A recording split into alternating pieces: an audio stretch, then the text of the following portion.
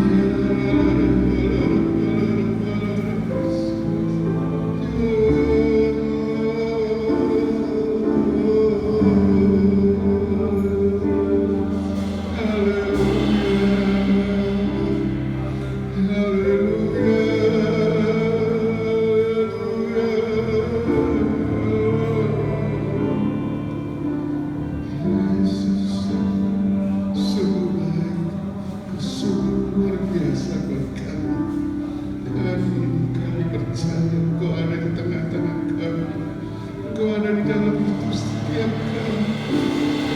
Terima kasih Tuhan.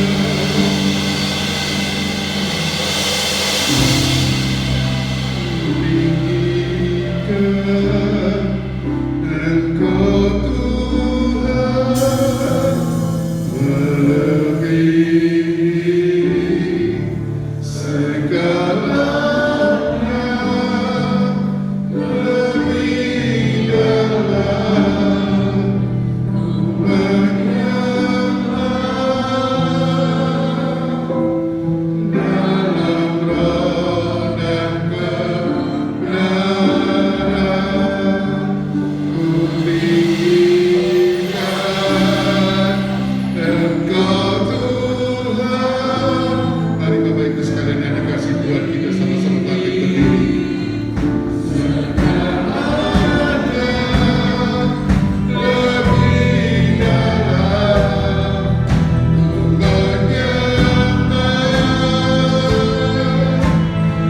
dalam roh dan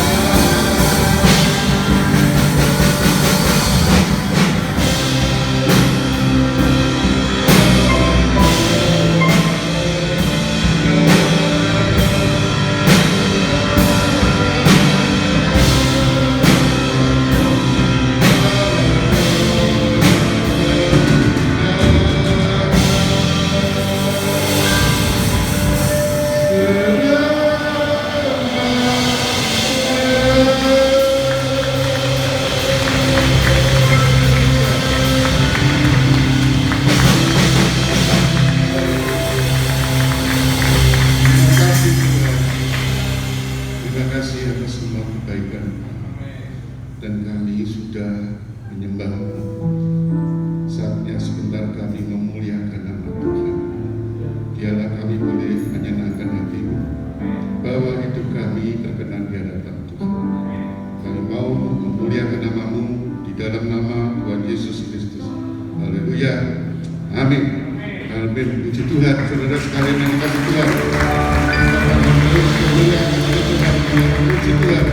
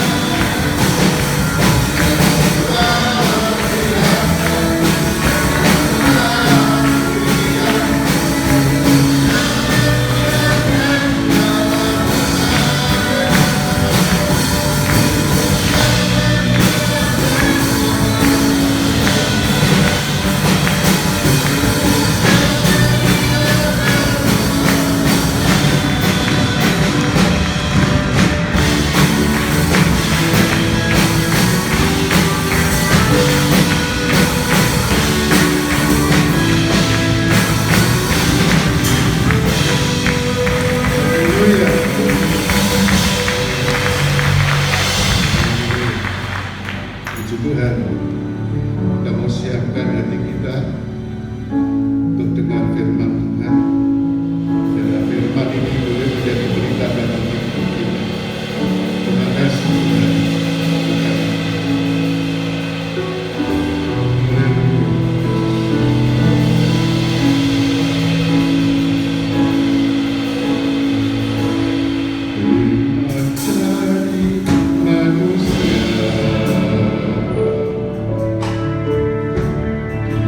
Di antara kita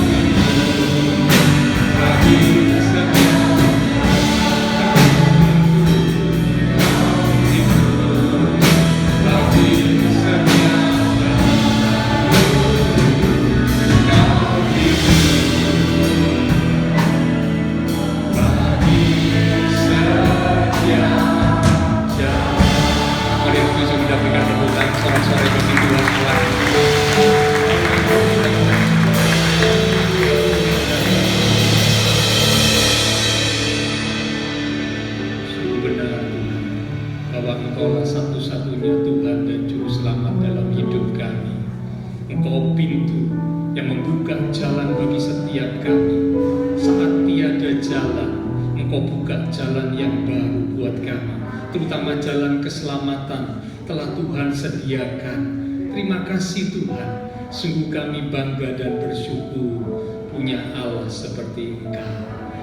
Pagi hari ini kami datang di rumah Tuhan, kami sampaikan puji-pujian kami dari hati yang sungguh percaya dan mengasihi Tuhan. Dan kami yakin setiap pujian yang kami sampaikan boleh menyenangkan hati Tuhan. Engkau hadir di tengah-tengah ibadah kami, bersemayam di atas pujian penyembahan setiap umat-Mu ya Tuhan. Terima kasih buat kehadiran-Mu sesuai dengan janji firman-Mu. Kami hargai, kami hormati kehadiran-Mu. Kami buka hati kami, bahkan kami mengambil sikap seperti Maria untuk duduk diam di bawah kaki Tuhan, menerima firman kebenaran yang sangat kami butuhkan. Mari urapi setiap kami ya Roh Kudus, lembutkan hati kami, bahkan beri kami hati seorang hamba, telinga seorang murid, sehingga setiap benih firman Tuhan yang akan ditaburkan tidak berlalu dengan sia-sia, melainkan kami rindu sungguh firman Tuhan itu boleh tertanam, berakar, bertumbuh dan berbuah dalam hidup kami, sehingga hidup kami semakin diubah, iman rohani kami semakin bertumbuh dewasa seperti yang Tuhan kehendaki.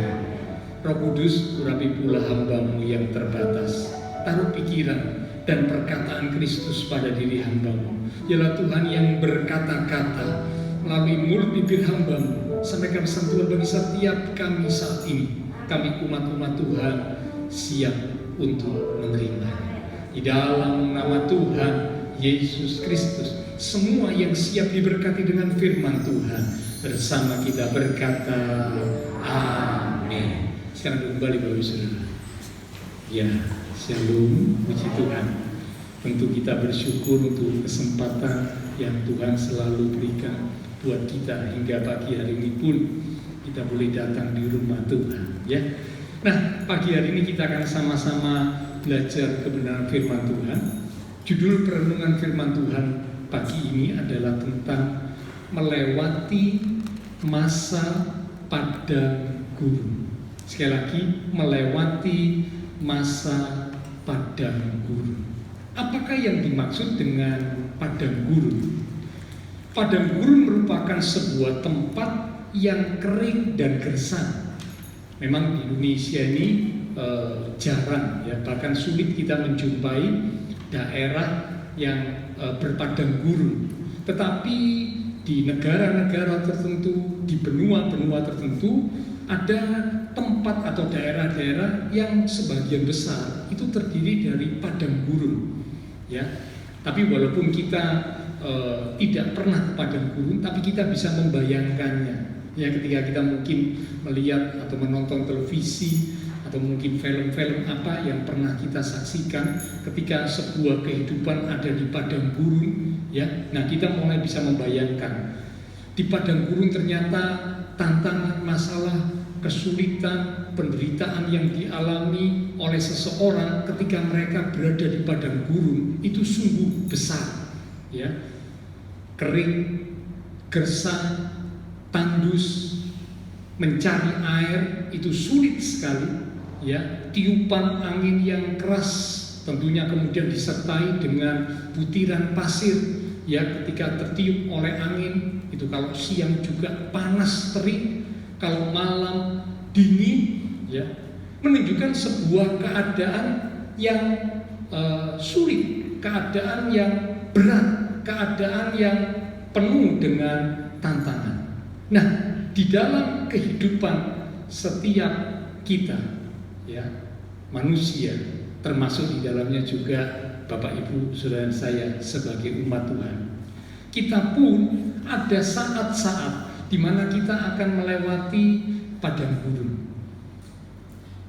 Karena Alkitab mencatat dalam kehidupan ini, Pengkhotbah pasal 3 dikatakan untuk segala sesuatu selalu ada waktunya, ada masanya. Ada waktu seseorang menjalani kehidupan dengan senang, sukacita, gembira, dan sebagainya. Tetapi sebaliknya, ada saat, ada waktu di mana ketika seseorang menjalani kehidupan dengan sedih, susah, menangis. Mengapa? Karena adanya pergumulan, penderitaan, kesulitan yang terjadi, yang digambarkan seperti seseorang melewati padang gurun. Nah, tokoh-tokoh Alkitab pun ditunjukkan di dalam perjalanan kehidupan mereka, itu mereka juga melewati padang gurun. Saya mengambil beberapa contoh yang mungkin membantu Bapak Ibu Saudara saya bisa mengerti bahwa ternyata memang semua manusia, semua orang, termasuk umat Tuhan, termasuk tokoh Alkitab pun, ketika mereka hidup di dunia ini, mereka harus melewati ada masa-masa di mana mereka berjalan seperti melewati padang gurun. Contohnya Yusuf anak dari Yakub. Sebagai seorang anak yang paling dikasih dan dicintai oleh ayahnya, kehidupan Yusuf tentu begitu menyenangkan, mendapat perlakuan yang paling istimewa dari ayahnya, karena dia adalah anak emas dari ayahnya. Dikasih jubah yang paling indah dibanding saudara-saudaranya yang lain. Tetapi ada satu masa di mana Yusuf harus melewati masa padang gurun. Dimulai dari saudara-saudaranya yang iri, akhirnya melakukan sesuatu terhadap dia. Yusuf sempat dibuang ke sumur, Yusuf sempat dijual sebagai budak, dan Yusuf sempat kemudian juga masuk ke penjara karena fitnah dari istri Potifar. Ini merupakan masa-masa padang gurun bagi Yusuf, dan itu pun cukup panjang. Kita mencatat kurang lebih sekitar belasan tahun Yusuf melewati masa padang gurun. Musa juga sama, Musa dalam menjalani kehidupan, Musa juga pernah melewati masa padang gurun. Ya, saat itu ketika dia sudah membunuh orang Mesir yang sedang menyiksa, ya, yang sedang memukul orang Israel, Musa lihat itu dia nggak terima, karena dia tahu dirinya ini adalah orang Israel, meskipun dia dibesarkan di istana Mesir. Itu membuat Musa akhirnya melakukan sesuatu. Dia pukul orang Mesir yang sedang menyiksa orang Israel itu. Dan karena dia memang terlatih, ya, dia pukul bukan cuma menyebabkan sakit, tapi kematian bagi orang Mesir itu. Dan ini membuat akhirnya Raja Firaun memutuskan untuk menangkap Musa. Musa harus lari dari istana Mesir dan hidup di padang belantara sekian puluh tahun lamanya. Masa padang gurun dilewati oleh Musa. Daud juga sama, Daud juga melewati masa-masa padang gurun. Ya, di rumah ayahnya dia sebagai anak yang tidak terlalu diperhatikan, anak yang dipandang remeh oleh ayahnya. Ya, dia hanya mengembalakan kambing domba 2-3 ekor. Ya, kakak-kakaknya semua diunggulkan oleh ayahnya. Terbukti ketika Samuel datang ke rumah Isai sempat melupakan Daud. Ya, semua anak-anaknya disuruh lewat di depan Samuel, tapi Daud terlupakan. Mengapa? Karena Daud masih jauh dari keluarga, sedang mengembalakan kambing domba 2-3 ekor. Kehidupan padang gurun dilewati oleh Daud. Setelah Daud berhasil membunuh Goliat, jadi pahlawan yang hebat, kembali kehidupan padang gurun juga dilewati oleh Daud sebelum dia menjadi raja. Dikejar-kejar oleh Saul, raja Israel yang adalah mertua Daud sendiri. Mengapa? Karena Saul iri hati, dengki.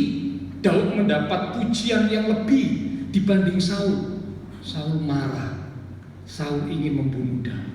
Dikejar dari satu tempat ke tempat yang lain. Nah, ini merupakan sebuah kehidupan bagaikan di padang gurun.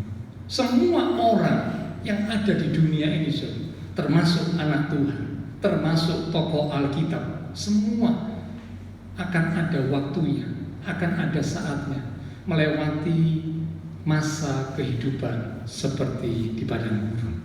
Saya nggak tahu apakah hari-hari ini Bapak Ibu Saudara sedang melewati masa kehidupan seperti di padang gurun. Tapi saya berani pastikan semua orang akan melaluinya. Semua orang pasti melaluinya. Mungkin waktunya berbeda, ya, tapi semua akan melewatinya. Mungkin tantangan masalah yang dihadapi berbeda, tapi semua orang akan melewati masa padang gurun. Dan memang Tuhan mengizinkan masa padang gurun itu dilewati oleh semua anak Tuhan. Satu ayat akan kita lihat dalam Ulangan pasal yang ke-8. Ulangan pasal yang ke-8 ayat yang kedua.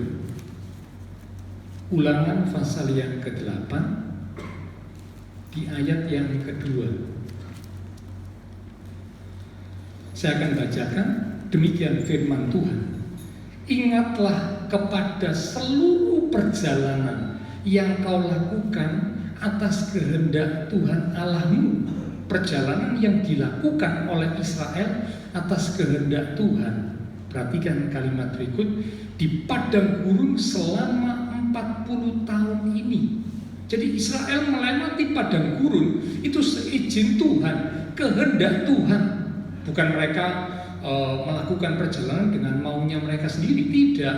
Mereka melewati padang gurun, saat-saat di padang gurun seizin Tuhan. Saya lanjut dengan maksud, apa maksud Tuhan? Apa tujuan Tuhan Israel melewati padang gurun? Merendahkan hatimu dan mencobai engkau. Terjemahan lain berkata menguji engkau untuk mengetahui apa yang ada dalam hatimu, yakni apakah engkau berpegang pada perintahnya atau tidak. Nah, Bapak Saudara, ternyata bangsa Israel pun yang memang sering dipakai oleh Alkitab untuk memberikan gambaran kepada orang percaya yang adalah Israel rohani. Ketika mereka menjalani perjalanan keluar dari Mesir, Tuhan bawa mereka untuk melewati padang gurun. Berarti memang semua orang, termasuk umat Tuhan, ada saatnya melewati masa-masa padang gurun.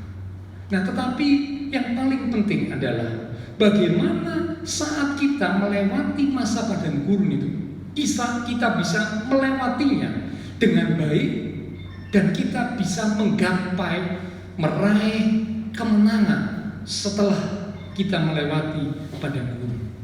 Karena ada orang-orang yang ketika mereka melewati padang gurun, mereka tidak bisa melewatinya dengan baik. Bukan cuma gagal, tapi mereka tinggal dalam kegagalan. Mereka hidupnya jadi hancur di dalam kegagalan ketika mereka ada di masa padang gurun.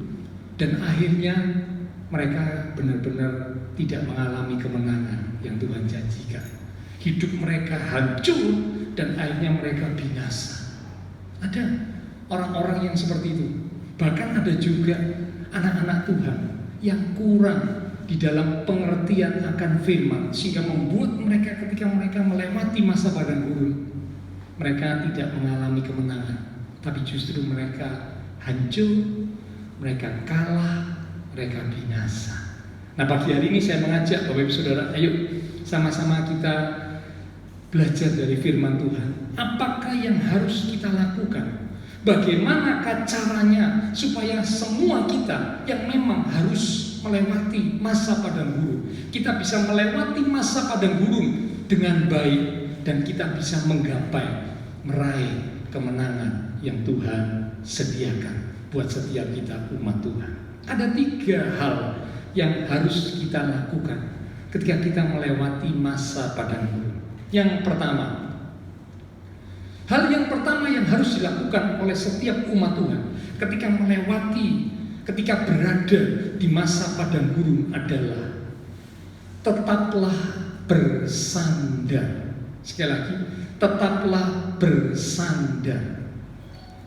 Bersandar artinya mempercayai dan menaruh harapan kepada siapa? Tentunya kepada Tuhan.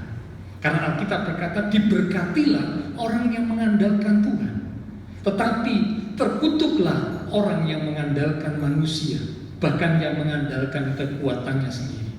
Nah, Tuhan mau yang pertama, setiap kita umat Tuhan ketika Tuhan izinkan kita ada di masa-masa padang gurun, kita sedang melewati masa padang gurun, supaya kita bisa melewatinya dengan baik dan menggapai kemenangan. Tuhan mau supaya kita tetap bersandar kepada Tuhan. Mempercayai Tuhan, bahkan menaruh pengharapan kita sepenuhnya kepada Tuhan. Kata percaya yang dipakai adalah percaya dalam bentuk aktif. Karena ada anak Tuhan yang percaya, tapi percayanya itu pasif. Dalam bahasa Inggris, kata percaya yang aktif dengan kata percaya yang pasif itu beda.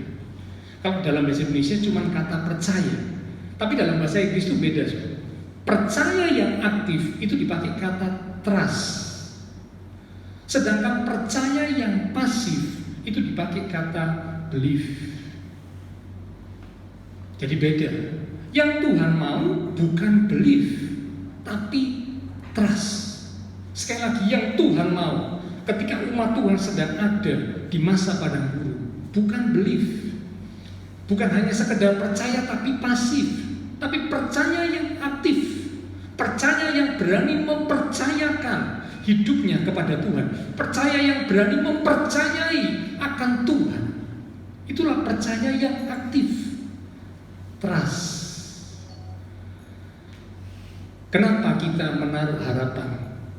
Kenapa kita bisa percaya yang aktif kepada Tuhan? Kenapa kita berani bersandar sepenuhnya kepada Tuhan? Dalam 2 Timotius 1 ayat 12,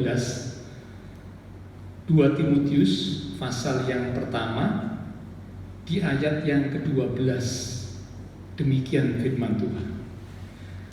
Itulah sebabnya aku menderita semuanya ini, tetapi aku tidak malu. Kita perhatikan kalimat berikut yang menjadi penekanan. Di ayat ini dikatakan karena aku tahu, sekali lagi, karena aku tahu kepada siapa aku percaya, dan aku yakin bahwa Dia, Tuhan, berkuasa memeliharakan apa yang telah dipercayakannya kepadaku hingga pada hari Tuhan. Dikatakan aku tahu kepada siapa aku percaya. Bapak Ibu Saudara, kita berani bersandar. Kita buat keputusan saya mau bersandar kepada Tuhan, yang berarti mempercayai Tuhan dengan aktif, yang berarti menaruh pengharapan sepenuhnya kepada Tuhan. Mengapa? Karena kita tahu kepada siapa kita percaya. Allah yang bagaimana, Tuhan yang bagaimana, kita tahu. Paling tidak ada 2 alasan mengapa Bapak Ibu Saudara saya berani bersandar kepada Tuhan sepenuhnya. Berani percaya, mempercayai Tuhan dengan aktif, berharap sepenuhnya kepada Tuhan. Yang pertama, karena kasih Tuhan. Kasih Tuhan itu tidak pernah berubah.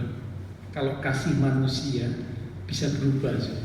Hari ini mungkin ya seperti pengalaman Tuhan Yesus waktu menjelang akan masuk ke Yerusalem, wah disambut dengan luar biasa oleh banyak orang. Hosana, diberkatilah Dia yang datang dalam nama Tuhan. Wah disambut dengan luar biasa. Orang memuji-muji, orang memuja-muja. Tapi besoknya mereka berkata salibkan Dia, salibkan Dia, salibkan Dia. Manusia kasihnya bisa berubah, tetapi kasih Tuhan adalah kasih yang kekal, kasih yang abadi, kasih yang tidak pernah berubah. Bahkan satu ayat berkata, aku akan melanjutkan kasih setiaku kepadamu. Kata melanjutkan berarti terus ada, terus ada, terus ada, terus ada. Alasan yang pertama, Bapak Ibu Saudara dan saya bisa berharap sepenuhnya, bisa bersandar sepenuhnya kepada Tuhan, karena kasih Tuhan yang tidak pernah berubah dalam hidup kita. Alasan yang kedua, karena firman Tuhan yang selalu pasti digenapi. Kalau Tuhan sudah mengucapkan sebuah janji, Tuhan sudah mengucapkan sebuah firman, apa yang difirmankan, apa yang dijanjikan pasti akan terjadi. Yang setuju katakan amin. Langit dan bumi akan berlalu, tapi perkataan Tuhan, firman Tuhan pasti. Kata pasti itu menjadi sebuah jaminan. Kalau jaminan di dunia ini belum tentu bisa menjadi jaminan yang sesungguhnya, belum tentu. Tapi kalau perkataan Tuhan Dikatakan langit dan bumi pun bisa hancur, tapi perkataan Tuhan, kekuatan perkataan Tuhan, ketepatan, penggenapan perkataan Tuhan lebih daripada kekuatan langit dan bumi kita. Sehingga dikatakan langit dan bumi akan berlalu, akan hancur, tapi perkataan Tuhan, firman Tuhan pasti akan digenapi, selalu akan terjadi. Nah, ini alasan yang kedua, Bapak Ibu Saudara, saya bisa sungguh-sungguh bersandar kepada Tuhan. Tidak ada alasan untuk ragu, tidak ada alasan untuk bimbang. Mengapa? Karena kasih Tuhan yang tidak pernah berubah. Dan yang kedua, karena firman Tuhan yang selalu pasti akan ditepati.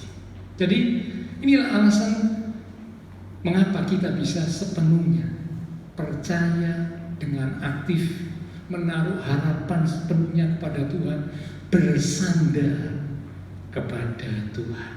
Ya, kadang-kadang ketika terjadi sesuatu, kita mempertanyakan, Tuhan, apakah Engkau mengasihi aku? Kalau memang Engkau mengasihi aku, kenapa aku mengalami saat-saat seperti ini? Aku sudah berdoa, aku sudah berharap, aku sudah percaya kepadamu, tapi kenapa masa-masa padang gurun ini kok belum lalu dari hidupku?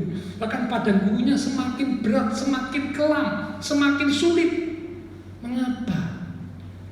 Ada kalanya mungkin kita merasakan, ya sepertinya kasih Tuhan itu tidak lagi tertuju kepada kita. Tapi satu ayat menjawab. Mazmur pasal 31 di ayat yang ke-23. Mazmur pasal yang ke-31 di ayat yang ke-23. Kalau dalam Alkitab elektronik itu ayat 22. Jadi beda memang. Alkitab elektronik itu Mazmur 31 ayat 22. Tapi dalam Alkitab biasa itu Mazmur 31 ayat 23. Demikian firman Tuhan. Aku menyangka dalam kebingunganku. Jadi ada saatnya pemazmur ini juga sempat bingung gitu ya. Karena masalah kesulitan, masa padang gurun yang sedang dilewati, membuat pemazmur ini juga sempat mengalami sebuah keraguan, kebingungan. Nah, saat dia bingung, pemazmur berkata, aku menyangka. Ini sebuah persangkaan gitu ya. Di tengah kebingungannya, aku telah terbuang dari hadapan matamu-nya huruf besar, berarti mata Tuhan. Ada kalanya kita juga merasa, ada kalanya kita juga menyangka, Tuhan, sepertinya Tuhan sudah gak sayang lagi sama aku. Sepertinya Tuhan sudah tidak lagi mengasihi aku. Tuhan sudah gak lagi peduli kepadaku. Seperti yang diucapkan pemazmur, karena lagi bingung. Orang kalau lagi bingung itu saudara ya, pikirannya, perasaannya, ucapannya itu bisa salah, keliru, bertolak belakang seperti pemazmur. Disangka bahwa kasih Tuhan itu berubah sehingga Tuhan membuang dirinya. Tapi saudara perhatikan ayat berikut. Tetapi sesungguhnya, kata sesungguhnya itu berarti keadaan yang sebenarnya. Engkau Tuhan mendengar suara permohonanku ketika aku berteriak kepadamu minta tolong. Jadi Bapak Ibu Saudara, mungkin ada saat di mana kita merasa sekian lama melewati masa padang gurun, Tuhan sepertinya sudah gak peduli lagi. Ya, kasih Tuhan sudah sepertinya tidak lagi ditujukan kepada kita. Saya mau katakan, firman Tuhan tetap berkata, ya, Tuhan mendengar suara permohonan kita. Teriakan kita kepadanya untuk minta tolong itu tidak pernah sia-sia. Tapi yaitu ada waktunya, ada masanya. Memang bagian kita yang harus dilakukan tetap percaya, tetap bersandar, tetap berharap kepada Tuhan. Area Tuhan adalah waktu dan cara. Karena waktu Tuhan menolong itu area Tuhan. Cara Tuhan menolong itu adalah area Tuhan. Satu pujian berkata, Tuhan selalu punya cara untuk menolongmu. Kau selalu punya cara untuk menolongmu. Ya, jadi ini hal yang pertama Bapak Saudara yang harus kita lakukan saat kita berada di masa padang gurun, supaya kita bisa melewati masa padang gurun dengan baik dan keluar sebagai pemenang. Yang pertama, tetaplah bersandar kepada Tuhan. Yang kedua, tetaplah berjuang Sekali lagi, tetaplah berjuang. Memang hidup ini adalah perjuangan. Ayub berkata, orang yang hidup di dunia ini memang hari-harinya itu seperti orang upahan. Hari-harinya dipenuhi dengan pergumulan. Itu Ayub pasal 7 ayat 1 mencatat. Ayub pasal 14 ayat yang pertama itu juga mencatat. Hari-hari manusia itu penuh dengan kesulitan, ada pergumulan, tangisan, dan sebagainya. Nah, hidup ini memang adalah perjuangan. Maka saat kita melewati masa padang gurun, sesungguhnya kita umat Tuhan yang mengerti kebenaran, kita tidak boleh patah semangat. Kita nggak boleh menyerah. Menyerah kepada Tuhan harus, wajib. Tapi menyerah kepada keadaan tidak boleh. Maaf, apalagi kalau ada anak Tuhan yang bunuh diri. Saya katakan dengan tegas, bunuh diri adalah jalan tercepat menuju ke neraka. Jadi bunuh diri bukan menyelesaikan masalah. Sepertinya kelihatannya terbebas dari masalah di dunia, tapi punya masalah yang jauh lebih besar dan sifatnya kekal, yaitu di neraka selamanya. Jadi bunuh diri bukan solusi. Anak Tuhan yang ngerti kebenaran, dia akan tetap berjuang meskipun sedang berada di masa padang gurun. Mungkin sudah cukup lama berada di masa padang gurun, tapi dia tetap berjuang. Karena memang hidup ini adalah perjuangan. Digambarkan kehidupan seorang umat Tuhan itu seperti seorang yang sedang ada di sebuah perlombaan. Ibrani pasal 12. Kita lihat sebentar, Ibrani pasal 12.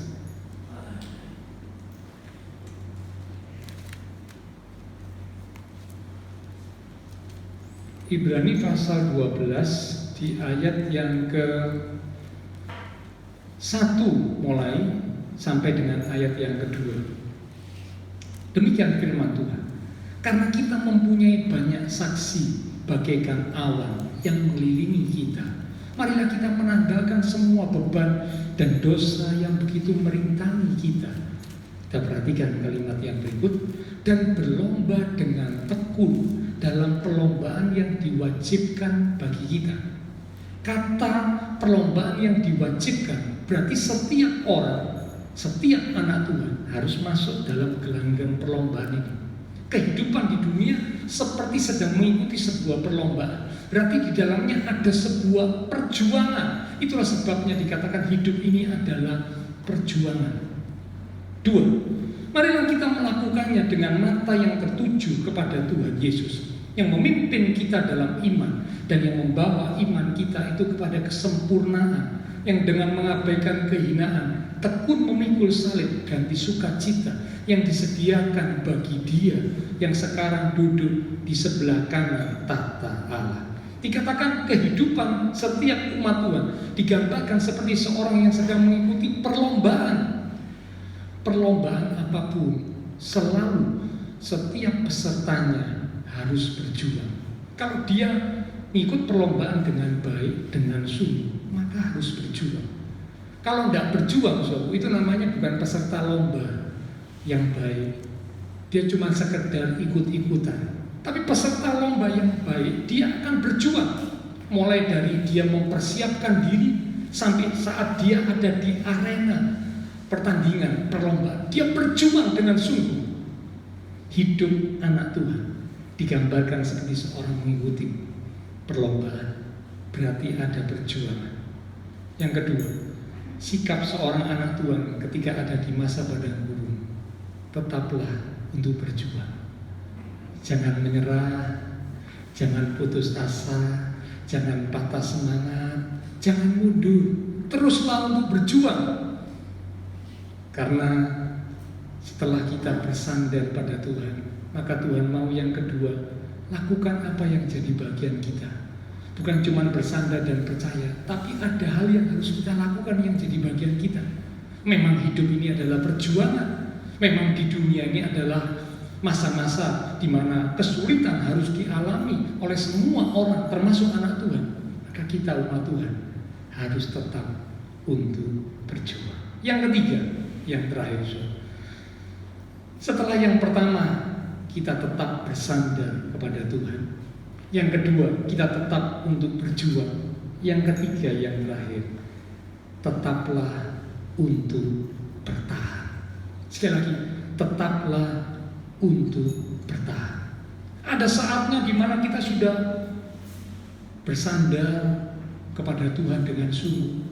Kita merasa sudah berjuang sekian lamanya, tapi sepertinya kok tidak ada hasil. Sepertinya kok masa padang gurun ini belum bisa terlewati dengan baik. Mulai kita kehilangan semangat, mulai kita jadi lemah, mulai iman kita goyah.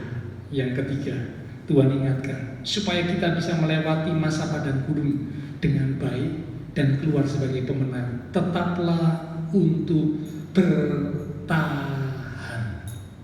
Sekali lagi, bertahan.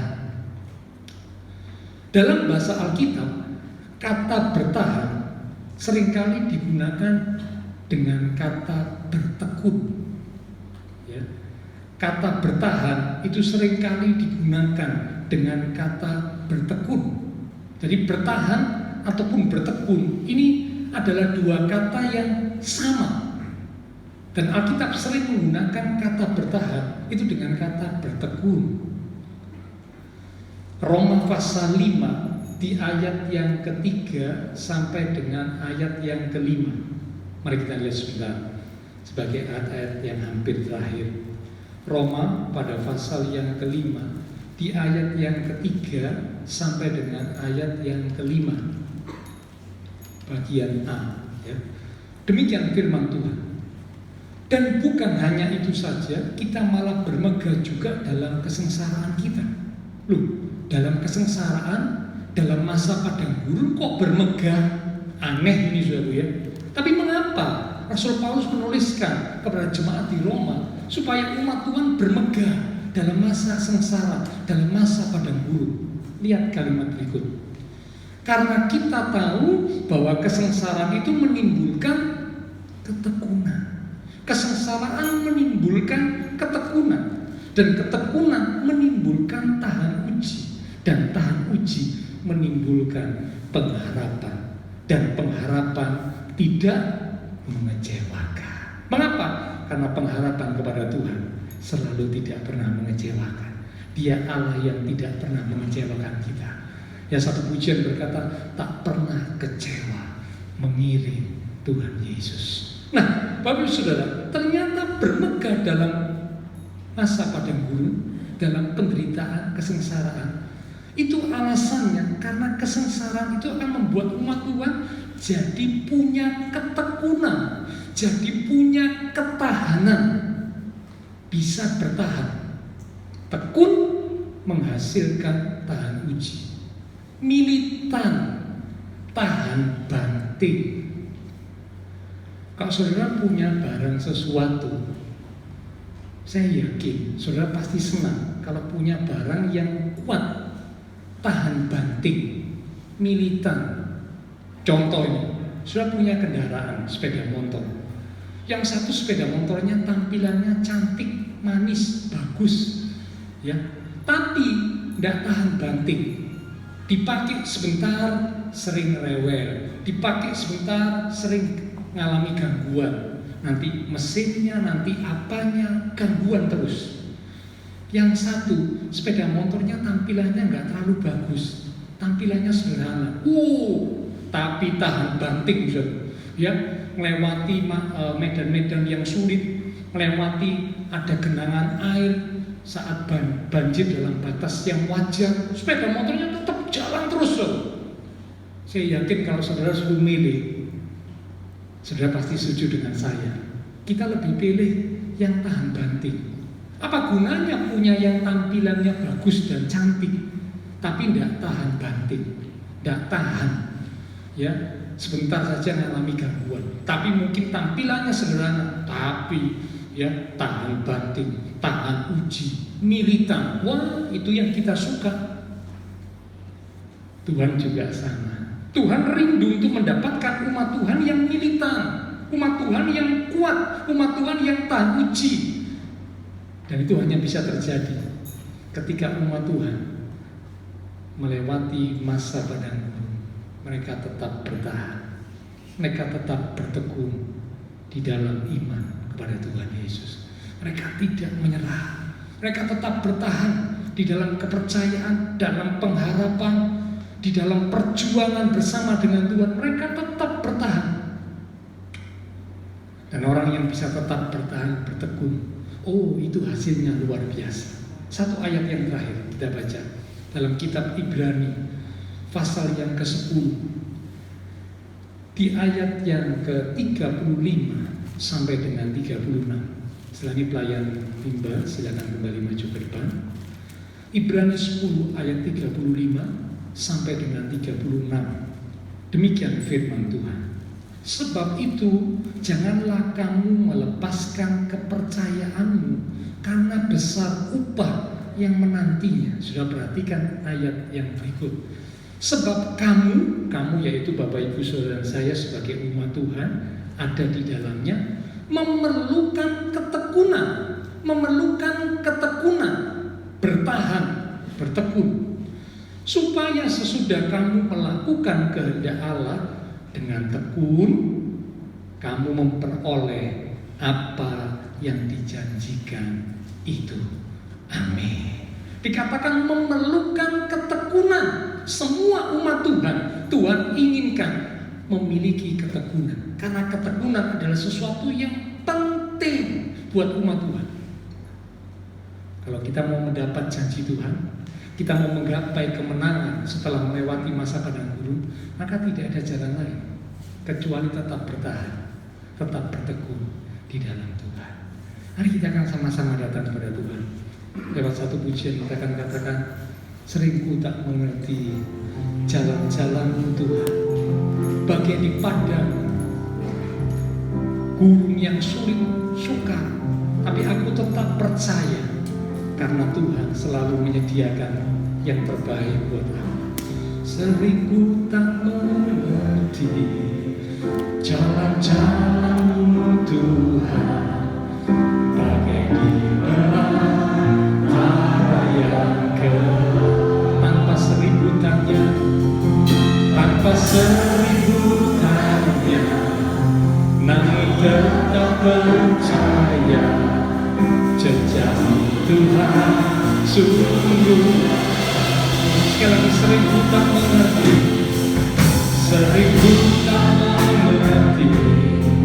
jalan-jalan Tuhan, bagai belantara yang gelap,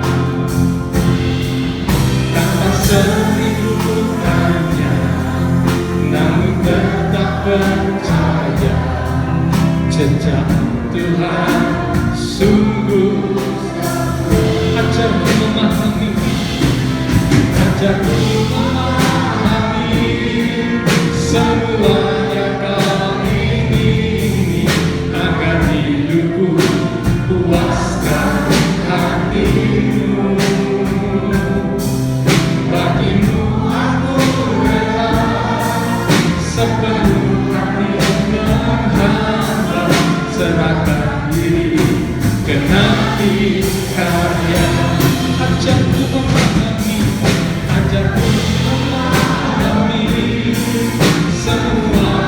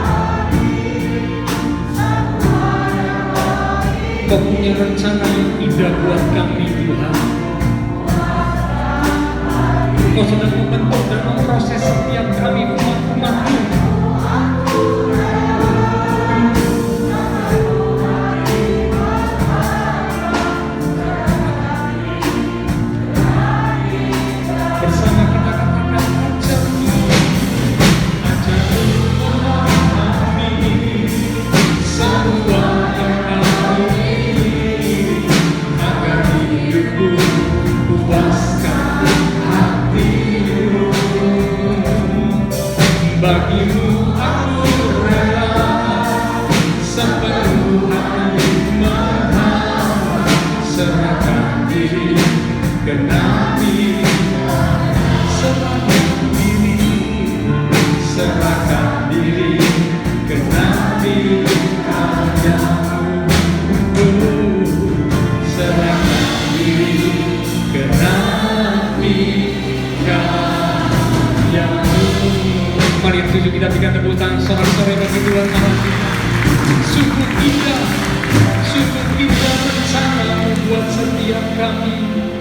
Terima kasih Tuhan, terima kasih Tuhan.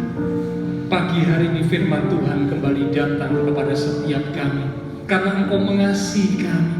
Di mana mungkin hari-hari ini kami sedang melewati, kami sedang berada di masa-masa padang gurun, masa-masa yang sulit, masa-masa yang sukar, tantangan, penderitaan sedang kami alami. Dan memang itu adalah sesuatu yang Tuhan izinkan. Nah, memang hidup di dunia ini ada waktunya, ada waktu, ada saat di mana kami akan berada dan melewati masa-masa padang gurun.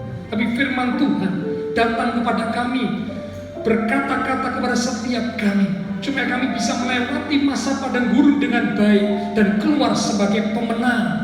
Yang pertama, supaya kami boleh belajar untuk tetap bersandar, percaya, menaruh harapan sepenuhnya kepada Tuhan, karena kasih Tuhan yang tidak pernah berubah, karena firman Tuhan yang selalu pasti akan digenapi. Karena itu kami mau belajar untuk tetap terus bersandar sepenuhnya kepada Tuhan. Hanya dekat Tuhan ada ketenangan, daripadanya datang keselamatan. Dan kami mau lakukan bagian kami untuk tetap, untuk terus berjuang. Karena memang hidup ini adalah sebuah perjuangan. Hidup kami umat Tuhan digambarkan seperti seseorang yang sedang mengikuti sebuah perlombaan.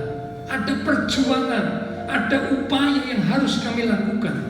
Bila kami pantang menyerah, tapi kami mau terus maju, melangkah, berjuang bersama dengan Tuhan. Dan Tuhan firman-Mu berkata, supaya kami boleh terus, kami boleh tetap untuk bertahan. Tuhan ingin supaya kami memiliki sebuah ketekunan, karena ketekunan adalah sesuatu yang penting, yang membuat kami bisa menggapai, bisa meraih apa yang Tuhan sediakan, apa yang Tuhan janjikan buat kami. Itulah kemenangan, itulah mahkota, itulah upah yang Tuhan sediakan setelah kami melewati masa padang gurun. Kalau kami bisa melewatinya dengan baik.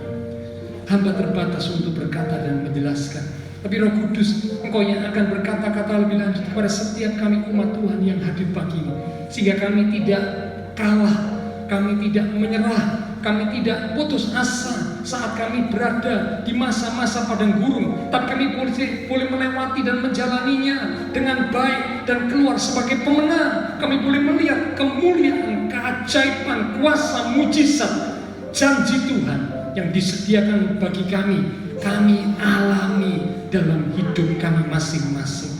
Terima kasih Tuhan. Kami percaya pagi ini semua kami yang hadir diberkati Tuhan. Kami boleh jadi pemenang-pemenang di dalam Tuhan Yesus Kristus, melewati masa padang gurun dengan baik dan menyelesaikannya dengan baik serta keluar sebagai pemenang. Terima kasih Tuhan, terima kasih. Tambahkan kami kapasitas, tambahkan kami kekuatan untuk boleh siap menerima berkat Tuhan yang lebih lagi. Sehingga ketika kami diberkati, kami tidak jadi melupakan Tuhan, kami tidak jadi sombong, tapi kami boleh sadar bahwa semua ini datangnya dari Tuhan, sehingga membawa kami semakin dekat Tuhan, semakin setia kepada Tuhan, semakin sungguh-sungguh di dalam Tuhan, karena Tuhanlah sumber segala yang baik dalam hidup kami. Terima kasih Tuhan Yesus, terima kasih. Terima kasih Tuhan. Kami percaya semua kami sudah diberkati Tuhan. Dalam nama Tuhan Yesus Kristus kami sudah berdoa. Amin. Puji Tuhan. Akan mengakhiri ibadah kita pada pagi siang hari ini. Kita katakan lewat satu pujian. Ku percaya Kau Tuhan, Allah yang tak pernah gagal, Allah yang tak pernah lalai. Ku percaya Kau Tuhan, ya tak pernah gagal menjadikanku lebih dari pemenang. Percaya kau Tuhan yang tak pernah lalai menepati janji janjimu. Percaya kau Tuhan yang tak pernah gagal menjadikanku lebih dari pemenang. Percaya kau Tuhan yang tak pernah lalai menepati janji, menepati janji, menepati janji, janji, menepati janji, janjimu. Mari yang setuju dan percaya kita beri tepuk tangan sorak-sorai. Haleluya. Terima kasih Tuhan. Terima kasih.